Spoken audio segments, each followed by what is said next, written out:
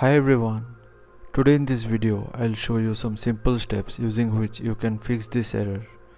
So in the first method, simply go to Windows settings, go to accounts, click on sign in options, scroll down and turn off this option if it is turned on. Now restart your computer once and see if this fixes the issue or not. In the second method, search for CMD, right click over it and run it as administrator. Now type in this command and hit enter.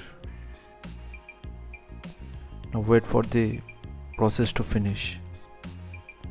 So once done, now type in the second command and hit enter to execute it.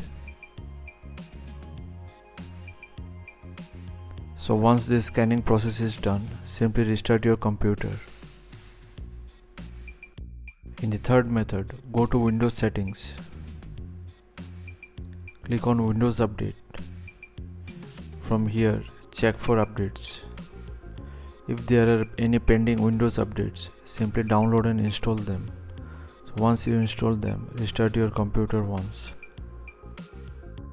In the fourth method, search for Control Panel. From here, go to Power Options. Click on this option. Now click on Change Settings. From here, turn off the first startup setting and save the change and restart your computer. In the fifth method, search for Run. Now in the Run dialog box, simply type msconfig and click on OK. Now go to the Services tab.